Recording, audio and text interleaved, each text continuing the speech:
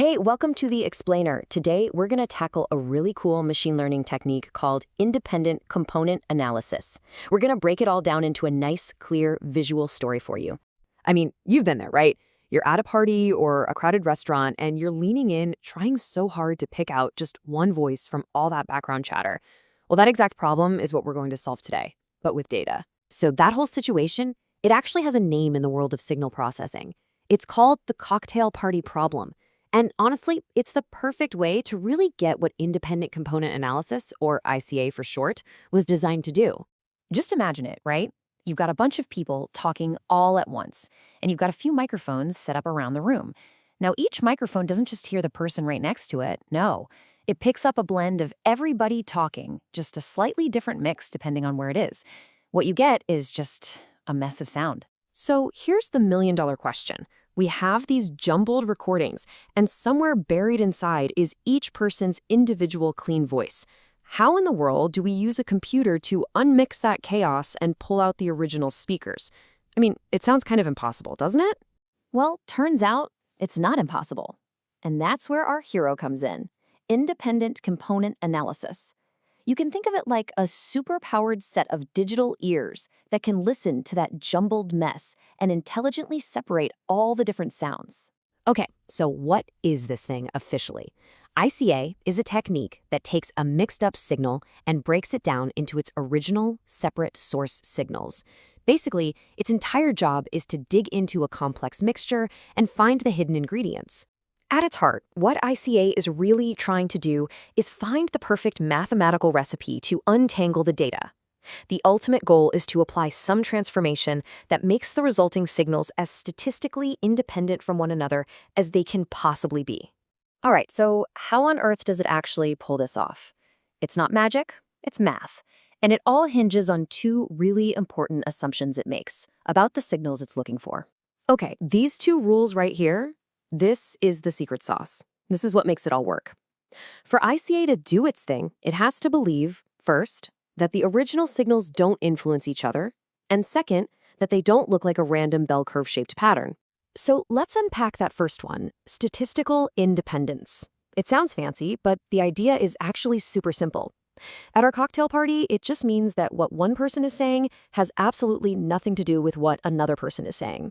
Their speech isn't linked, they're independent. And that second assumption? Well, you know that classic bell curve you see in stats class, the one that's perfectly symmetrical and represents total randomness? That's a Gaussian distribution. ICA needs signals that have more character, more structure than that, like the specific patterns in speech or music. That unique shape is the fingerprint ICA uses to grab onto and isolate a signal. Okay, now for the really cool part. Let's actually see this thing in action.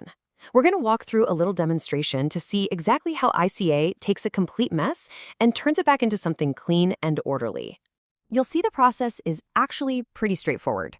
We're going to start with some nice clean signals, then we'll digitally mush them all together, we'll let the ICA algorithm have a go at the mess, and then we'll see if it can figure out what we started with. So, instead of people's voices, let's use three really distinct signals.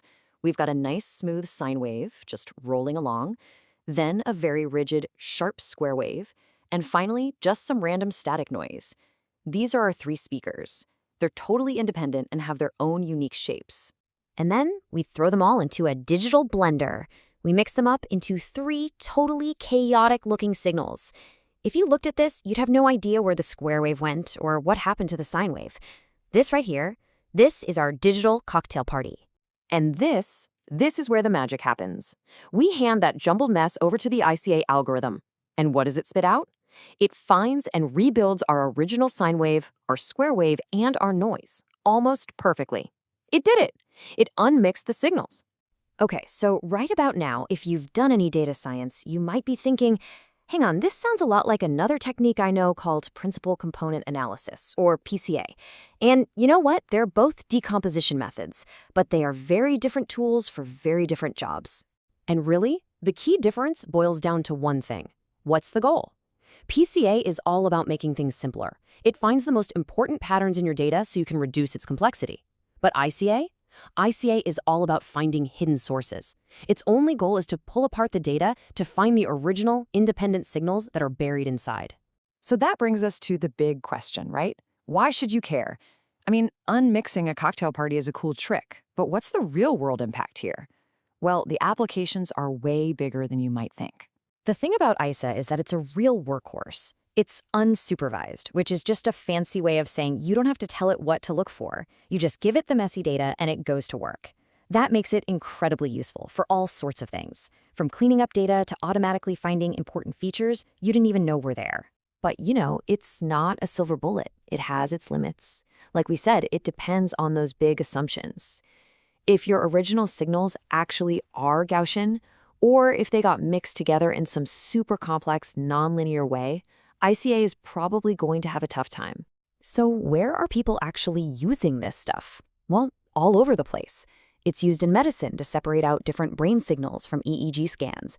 It's used in image processing to clean up noisy pictures. And of course, it's used in the music industry to do things like separate the vocal track from the instrumentals in a recording.